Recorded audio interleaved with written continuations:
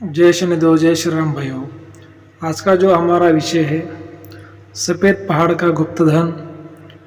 और गुप्तधन की शक्ति ने पति पत्नी में लाई दरार, लेकिन गुरु की कृपा से उनका परिवार फिर से बस गया। तो ये क्या घटना हुई थी, कैसे घटना हुई थी, तो इसके बारे में आज हम चर्चा करने वाले हैं, विश्लेषण करने वाले हैं। अगर आपने चैनल को सब्सक्राइब नहीं किया, सबसे पहले चैनल को सब्सक्राइब करिए, फॉलो करिए, लाइक करिए।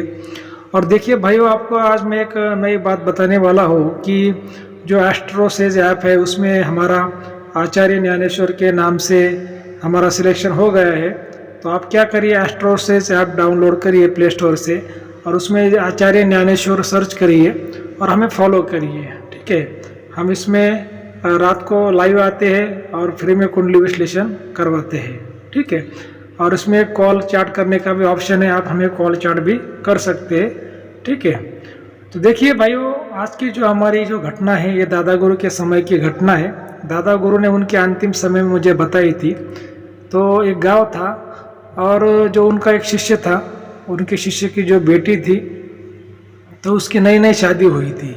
ठीक है, जो नई नई शादी हुई थी और नई नई शादी होने के बाद में लगभग 1-1.5 साल में ऐसा होने लगा कि जो दादा गुरु का जो शिष्य था उसकी बेटी जिस गांव में दी थी उस गांव में उसके घर के पीछे, वो बेटी के घर के पीछे एक सफ़ेद पहाड़ था।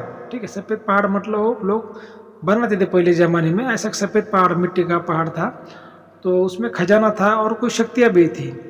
तो बात ऐसी हुई कि जो दादा गुरु का जो शिष्य था उसके बेटे की शादी हुई और वो बेटी उस ससुराल में चली गई।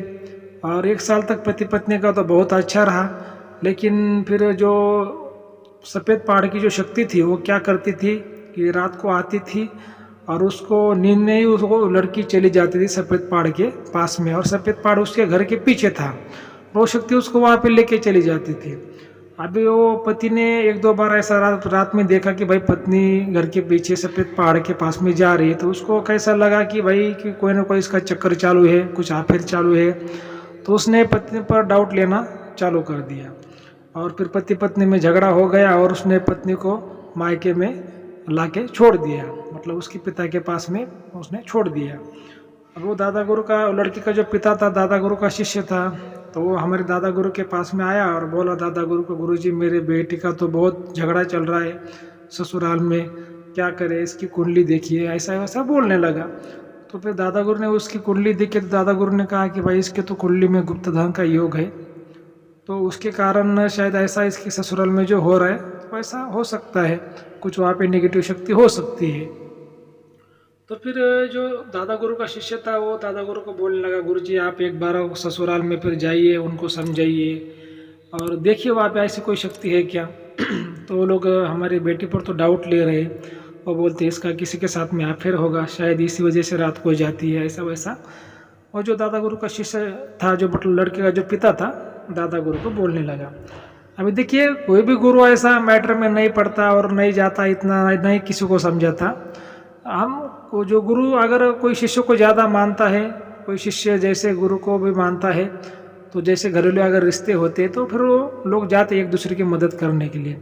तो जो शिष्य था, जो लड़की का जो पिता था, वो भी दादा गुरु को हमेशा आश्रम के लिए कुछ दान दक्षिणा देता था, वहाँ पर कुछ दान धर्म करता था और एक ईमानदार व्यक्ति था। तो फिर दादा गुरु बोले कि ठीक है, कोई बात नहीं, हम जो लड़की का जो ससुराल है, ससुराल में इसके जाएंगे, सबको समझाएंगे क्या है क्या नहीं, देखेंगे। और लड़की भी बिल्कुल निर्दोष थी ना, लड़की का भी कोई गलती नहीं था। फिर वो रात में चलती थी, नींद में चलती थी, वो शक्ति उसको लेके जाती थी। और उसको पहले तो ऐसे उसके मायके में, उसके पिता के घर में लड़के को ऐसा कभी होता नहीं था। जब वो ससुराल में गई तभी उसको 1 साल के बाद वैसा होना शुरू हो गया था। मतलब उसको बचपन से ऐसी कुछ बीमारी भी नहीं थी, लेकिन ससुराल के लोग बोलने लगे भाई ये लड़की फ्रॉड है या फिर इसको बीमारी, तो फिर आपने पहले क्यों नहीं बताया। तो लड़की का पिता बोला भाई इसको ना पहले कोई बीमारी थी और ना ही लड़की हमारी कोई बुरी थी और ना ही इसका किसी के साथ में अफेयर था, तो फिर अब ये कैसे हो रहा है। लड़के का जो पिता था वो भी सोच में पड़ गया, लड़की सोच में पड़ गई, और उसका जो ससुराल था वो तो उसके ऊपर आरोप लगा रहे थे। तो फिर हमारे दादा गुरु वहाँ पे चले गए। दादा गुरु वहाँ पे चले गए और दादा गुरु ने देखा कि उसके घर के पीछे लगभग 50 मीटर 100 मीटर का मीटर, मतलब 100-200 फुट के दायरे में एक सफ़ेद मिट्टी का पहाड़ था, तो उसमें खजाना भी था और शक्तियाँ भी थी, बहुत जिंदा लोग उसमें दफनाए गए थे। ऐसा वो सफ़ेद मिट्टी का पहाड़ था। तो फिर दादा गुरु ने वहाँ पे सबको एक पंचायत को बुला लिया और बोला कि भाई लड़के का कोई दोष नहीं है और मुझे मालूम है कि लड़की जो निर्दोष है, आप इनको इसको लेके जाइए, इसको रखिए, अच्छे से आपका परिवार चलाइए। और लड़की ऐसे किसी को मिलने के लिए नहीं जाती। जो सफ़ेद मिट्टी का पहाड़ है उसमें लोग दफनाए गए हैं और वही वही शक्ति जो नेगेटिव शक्ति आती है और लड़के को लेके चली जाती है, इसका कोई भी दोष नहीं है। तो जो लड़के का जो पति था, जो ससुर था, जो सास थी, वैसे वो नहीं मानने को तैयार नहीं थे। वो दादा गुरु को बोलने लगे कि गुरु जी नहीं, हमारा भरोसा नहीं है, हमारा विश्वास नहीं है, ऐसा वैसा बोलने लगे। तो दादा गुरु हमारे बहुत ही बड़े तांत्रिक थे। उनके पास में आप सब लोग जानते हैं कि इंद्रजाल विद्या, नारायण विद्या, अघोरी विद्या यानी शिव विद्या, ये सब उनके पास में थी। ठीक है।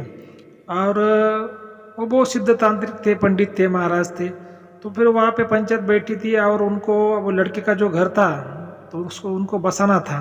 तो दादा गुरु ने सबको बताया भाई इसमें खजाना भी है और कंकाल भी है, सब है। लेकिन फिर भी वो जो पति मानने को तैयार नहीं था।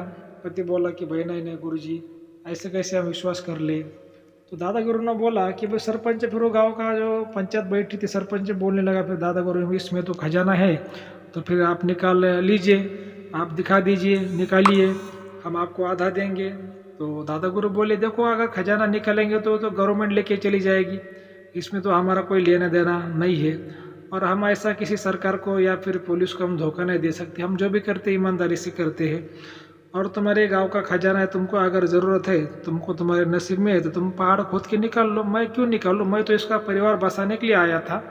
क्योंकि जो गुप्त धन शक्ति है, इस पहाड़ में धन भी है और जो शक्ति भी है, जो कंकाल है, जिंदा लोग दफनाए गए हैं, तो वो शक्ति इसको परेशान कर रही है लड़की को। इसका बंधन हमने कर दिया है, इसको कुछ अभी दिक्कत नहीं होगी और ये कहीं नहीं जाएगी। लेकिन अब इसका घर बसाना बहुत ज़रूरी है।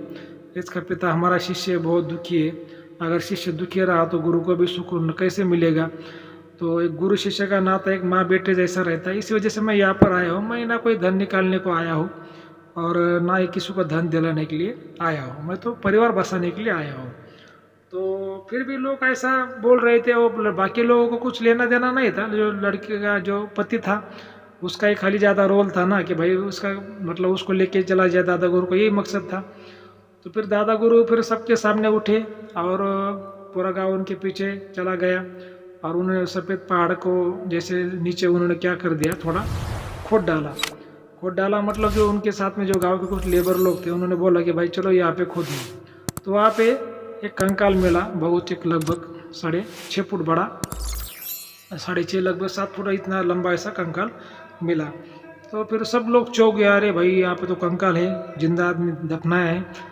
तो फिर सब लोगों को भरोसा भी हो गया कि भाई ये सच में फिर ये ऐसे ही कोई निगेटिव शक्ति आती होगी, इसको लेके जाती होंगी। उसके भी पति को भरोसा हो गया और फिर दादा गुरु ने सबको बोला कि भाई देखो अभी ये लड़की कहीं नहीं जाएगी, ठीक है, इसकी गारंटी मैं देता हूँ। इसकी नेगेटिव शक्ति का हमने बंधन कर दिया है। ये सफ़ेद पहाड़ है, इसमें खजाना है, जो कंकाल है, जो शक्ति है, उसके वजह से ऐसा हो रहा था। तुम पति पत्नी बिल्कुल भी झगड़ा मत करो, अच्छे से रहो, प्यार से रहो और हमेशा खुशी से रहो। और देखिए पति पत्नी का जो नाता होता है एक विश्वास का होता है। अगर हम एक दूसरे पे डाउट लेते हैं तो संसार जो परिवार वो नहीं चल पाएगा। और इतनी छोटी सी बात के लिए पत्नी पर डाउट लेना या फिर पति पर डाउट लेना ये बिल्कुल गलत होता है। पति पत्नी का साथ वो जीवन का साथ होता है। तो अगर आपका विश्वास है तो ही आपका रिश्ता चल पाता है, ना ही कोई कानून से चल पाता है और ना ही किसी के समझाने से चल पाता है। सबसे इम्पोर्टेंट जो बात होती है पति पत्नी के रिश्ते में तो वो विश्वास की होती है। अगर दोनों का विश्वास है तो दोनों कितने भी दूर रहेंगे, 1000 किलोमीटर, 2000 किलोमीटर, 10,000 किलोमीटर भी दूर रहेंगे तो भी कोई फर्क नहीं गिरता। विश्वास होना बहुत ठीक है भाइयों। ये आज ऐसी कहानी थी, गुप्त धन की कहानी। जो सफ़ेद पहाड़ था उसमें खजाना था और शक्ति एक परिवार को उजाड़ दे रही थी, लेकिन गुरु कृपा से वो परिवार बच गया। तो देखिए हमेशा आपको गुरु करना है और गुरु की कृपा आपको प्राप्त करनी है। आप कितने भी बड़े अफसर हो, व्यापारी हो, पैसे वाले हो, अमीर हो, गरीब हो, लेकिन जब तक आप जीवन में गुरु नहीं करते तो गुरु के बिना ना ही धन है, ना ही सुख है, ना ही शांति है, ना ही समृद्धि है। तो इसी वजह से हमेशा गुरु करना चाहिए, गुरु की सलाह लेनी चाहिए, अच्छा गुरु करना चाहिए, ज्ञानी गुरु करना चाहिए। जिसके पास में त्रिगुण का ज्ञान हो, त्रिगुणात्मक गुरु करना चाहिए। और ठीक है, अगर आपको अपना आज का वीडियो अच्छा लगा तो अपने चैनल को सब्सक्राइब करिए, लाइक करिए, शेयर करिए, ठीक है। और एस्ट्रोसेज ऐप डाउनलोड करके हमें आचार्य ज्ञानेश्वर के नाम से फॉलो करिए, कॉल करिए, चैट करिए, ठीक है। धन्यवाद।